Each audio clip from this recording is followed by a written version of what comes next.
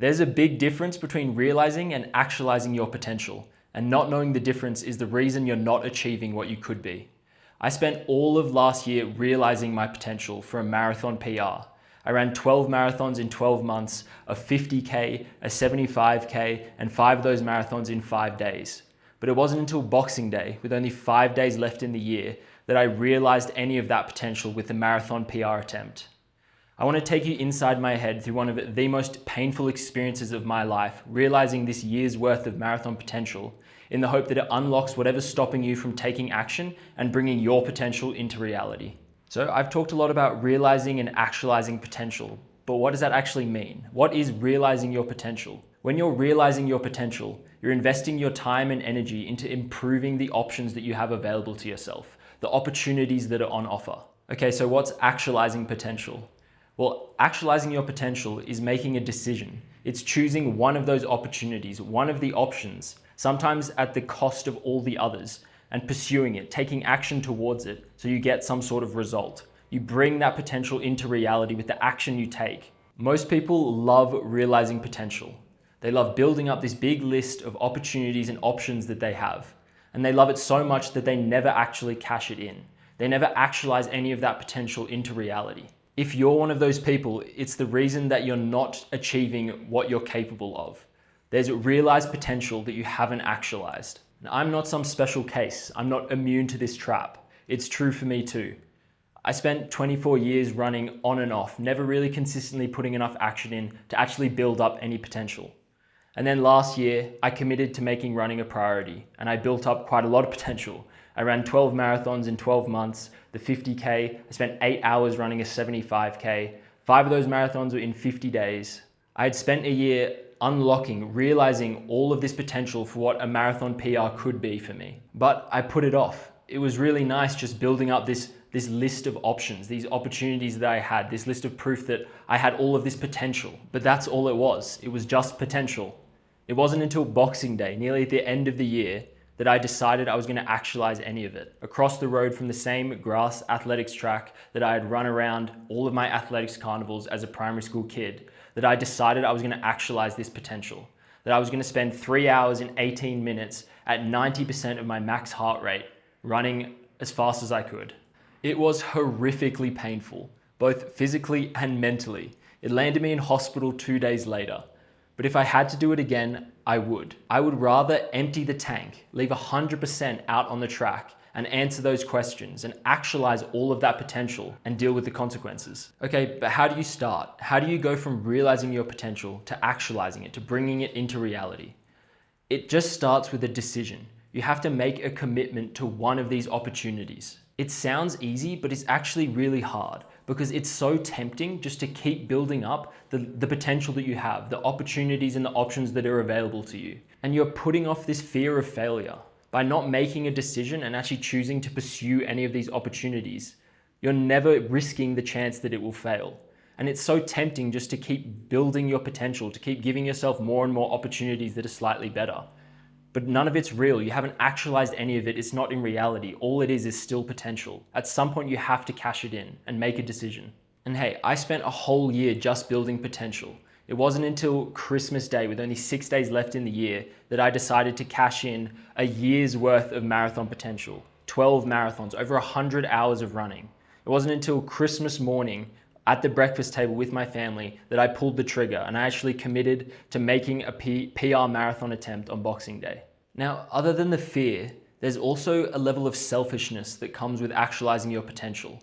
When you're going after a challenge, something so big, you're probably going to need some level of support. At least I knew that was true for me in this PR marathon attempt. I would need some sort of support, someone to part-time crew me for me to have the best chance at achieving a PR. Now, I targeted my mum out of my family to be the crewmate to support me, mostly because she's usually the easiest to convince, but there was still a lot of friction. The idea of sitting at a track watching me run in circles for 3 hours isn't particularly interesting. She was also quite afraid of the risk of me putting myself in harm's way.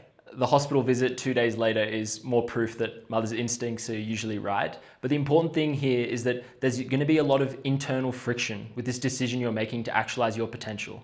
And on top of that, there might be some external friction from the people that you care about or that care about you. It might be those very people whose support that you need. So you need some level of conviction with your commitment. On the flip side of that, once you've made this decision and it's public, the people you care about know, they've upped the ante. There's now something on the line. There's now something you can't turn away from, you can't back down from. And that's a good thing that you should lean on. And once you've made that decision, you're probably going to start feeling a lot of fear and uncertainty until the point where you take action. And all of that fear and uncertainty just lives in the vague. You need to get specific to dispel it. Specific about the actions you're going to take, how you're going to tackle this challenge, so that you convince yourself that you're actually going to succeed. For me, ChatGPT gave me those specifics, the ones I needed, definitely not the ones I wanted. It said, get up 3 hours before your run, eat 500 grams of rice, 2 bananas, and douse it all in honey. You need 195 grams of carbs 3 hours before you start the run to have the best chance of success. That was extremely unpleasant, having to get up at 6 a.m. to eat that meal, but looking back on it, probably not the worst 20 minutes of my day. But what talking with AI also gave me was confidence that I could achieve this PR. If I just follow the plan, the specifics, have another 270 grams of carbs while you're running, some electrolytes, some caffeine, sip some water. If you maintain around 170 BPM, 85% of your max heart rate, and keep to the 4-minute, 44-second pace, you will hit a PR. Now I had the specifics, I had the plan in place, I had the confidence in myself that I could tackle this challenge. And so the fear and uncertainty just started going away. So I'd gotten up at 6 a.m. I'd eaten the 500 grams of disgusting honey rice. I had my nutrition and my electrolytes planned out for the run. I knew my mum was coming to support an hour in. Nothing was left to do except take action, start the run. Now at this point, you're feeling something, there's chemistry inside you, and you get to determine whether you interpret that as nerves or excitement. I chose excitement, I started my watch, and I started the first of 105 laps around the same grass athletics track that I had run all of my athletics carnivals as a kid. Although back then, I was probably only running 800 meters at max and probably going to blow out on a bag of lollies directly after. And now I was about to start on over 3 hours of 175 BPM running, 90% of my max heart rate, with the guarantee of a lot more suffering. Some level of pain. It's the price of admission. It's the cost of actualizing your potential, of bringing it into reality. Whether you're running a marathon or launching a startup, tackling any big challenge, pain is a guarantee. But getting through something painful is always something you look back on with pride. It's actually the pain that makes the accomplishment meaningful. So lean into that. This marathon is a great example of why I'm such a big believer of the people you surround yourself impacting who you become. There's this great saying to win in the middle. And what it means is that there's always going to be people in the beginning and at the finish line of a race to clap you on. But there's 42 kilometers in the middle of that race, and that's where you really need to win. And this is the reality of actualizing your potential. There's a long, boring middle period where no one's really supporting you. It's just you and the challenge, and you just have to grind. For me, this was lap 2 till about lap 40 when I had no support. And now I get a lot of comments about running in a lap and how that must be really boring and make it even more difficult to achieve a PR.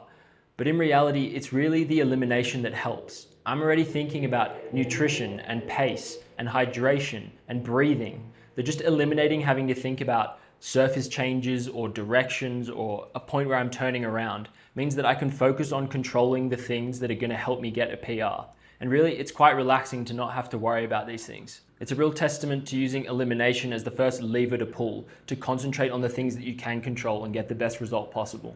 Now, it was about lap 40 when my mum showed up to help be the support crew, and boy was it such a huge help because it was so much hotter than I thought it was going to be. It was a sunny summer Australian day and I was absolutely dying of heat. And unprompted, mum started handing me cold water bottles and wet towels to help keep me cool on my laps. Having that type of support, someone in your corner who can do those types of things for you, is such a huge competitive advantage compared to not having it. And it's absolutely worlds apart from being surrounded by people who don't believe in you, who don't think you can achieve the things you want to in life, and who are bringing you down. It's why I'm such a big advocate for being selective about who you spend your time with, and choosing people who genuinely want you to achieve your goals. Having these cold water bottles and wet towels handed to me through the brutal middle section of this marathon was such a huge help in me being able to chunk this challenge down into bite-sized pieces. Instead of it being, I have another 2.5 hours of running around this track in the heat, it was 2 more laps till another water bottle, 4 more laps till another wet towel. But inevitably, thanks to human psychology, the cold water bottles and the wet towels became the new normal, and they stopped becoming some sort of relief. Unfortunately for me, this process happened at the exact same time when the blisters that were forming on my feet started getting really painful, my legs started getting really heavy, and the heat was starting to make it really hard to breathe. This is when you start asking yourself questions to justify stopping and quitting. The negotiations begin. Maybe a 3:30 marathon is okay. No one's forcing you to do this. All this pain, it's a sign that you should stop. When you get to this point, you need a really strong answer to the question, why am I doing this? For me, the why was simple. What am I capable of if I give 100% effort to a marathon PR? And this was really helpful frame for me because when the negotiations started creeping in about you should stop, you should quit, this is really painful, I thought, going through all of this pain and leaving 10% out there would be way worse than the pain of giving 100%, because otherwise it would all be for nothing. I won't have answered the why. I won't have figured out what I'm actually capable of if I tried my best. So after handling the negotiations, the laps continued to stack. Thankfully, my feet went numb and I couldn't feel the blisters. And thank God, more support arrived. The rest of my family had shown up to help bring me home, including my dad. This was a huge mental win that I could lean on because it was my dad who, since I was a little kid, had instilled the lesson on me that you give the thing that you're doing a real proper crack. You give it 100% effort. There's no half-baked, there's no half measures. Having them there supporting me, even if some of them were taking a nap, was the fuel I needed to help push to the finish line. I had my sister riding on an e-bike for the last 5 kilometers, pushing me through the delirium and the pain of 3 hours at 90% of my max heart rate in the boiling sun. It was coming to an end. I could finally start counting down. The last water bottle, the last wet towel, the last 4 laps, 3 laps, 2 laps. Turning the corner of my last lap for the final 200 meters of this 42.2 kilometers at 90% of my max heart rate for over 3 hours. Towards my family, towards the finish line, towards the pride and the accomplishment of actualizing a year's worth of me building up potential, running 12 marathons in 12 months, running a 50 kilometer, spending 8 hours running a 75 kilometer, running 5 of those marathons in 50 days. It was all becoming a reality with this marathon PR. I'd done it. 42.2 kilometers in 3 hours and 18 minutes. I could hit stop on the watch, I could ditch my gear, I could start breathing a little slower, I could stop the legs turning over from the 440 kilometer pace. Now I just got to revel in the moment. I went over and hugged my sister and leant on her because I really didn't want to be standing. That feeling, the pure ecstasy of celebrating, going through so much pain and achieving some accomplishment, especially with the people that you care about, I'll never forget. It was over, and now it's time to enjoy Christmas leftovers, the gingerbread house, putting my blistered feet up and relaxing. At least that's what I thought. But the pain wasn't over yet, because 48 hours later, I was up in the middle of the night vomiting, and for 8 hours I couldn't keep water or rehydration fluid down, and I landed myself in hospital with an IV drip. Now officially, the Christmas ham and the gingerbread house are to blame for hospitalizing me. My gut was under so much stress after the run that it couldn't handle the sugary and fatty foods, but the reality of this is actualizing your potential near the edge of what you're capable of has real costs. I only bring up this part of the story to reinforce that the trade-off was worth it. All of the pain and the sacrifice was worth it to get the answers that I did to the questions that I asked myself in that run, to bring all of that built up potential into reality and to have an accomplishment that will last forever. So I hope that excites you more than it scares you to go after actualizing the potential that you've built up this year, to choosing one of your opportunities, one of your options, and committing to taking action and bringing it into reality. If there's a decision or an opportunity that's been in your head while you've been listening to this video, I want you to drop it in the comments. I want to hear what you're excited to commit to and bring into reality, the potential that you're about to actualize. And if nothing came to mind, then don't worry. There's plenty more videos to come about how to realize your potential, to build up this exciting list of opportunities and options so that you can live a more fulfilling and extraordinary life. All you have to do is subscribe to be a part of it.